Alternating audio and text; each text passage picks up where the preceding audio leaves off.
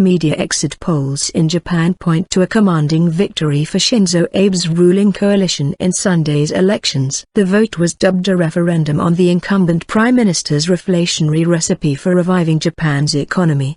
The polls show the coalition, Abe's Liberal Democratic Party, LDP, and its junior partner Komeito, winning a two-thirds majority in the 475-seat lower house, but with the LDP falling short of such a supermajority on its own. Abe, 60, called the election 2 years early in order to obtain a fresh mandate for his Abenomics strategy of hyper-easy monetary policy, fiscal stimulus and structural reforms after his decision to put off an unpopular sales tax rise next year for fear it would derail a recovery already in doubt. Abe could use the big win, which appears to have come on the back of rock-bottom turnout, to push ahead with painful economic reforms, analysts say, but might instead turn more attention to his conservative agenda that includes revising Japan's pacifist constitution to ease limits on the military. I have been pushing for Abenomics, the policies designed to create jobs and raise salaries,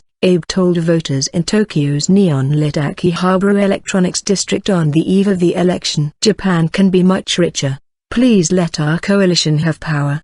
Despite weakening popularity ratings, a recession and the messy campaign finance scandals, the governing coalition was projected to win thanks to Japan's tendency towards a one-party political system, voter apathy and a lack of viable alternatives. Al Jazeera's Harry Fawcett, reporting from Tokyo, said the election had been met with confusion rather than enthusiasm. A poll showed around 63% of voters were baffled as to why this election had to take place. There has been criticism of its cost, and the delays it will cause to government business, he said. Abe's 2 years in power have been characterized by a bid to reinvigorate Japan's sagging economy with what he has called the three arrows of Abenomics: monetary easing, fiscal stimulus and structural changes. The policies are aimed at revitalizing the economy through lavish injections of cash into the economy, strong public spending and reforms intended to improve the country's waning economic competitiveness. Since Abe's return to power in 2012,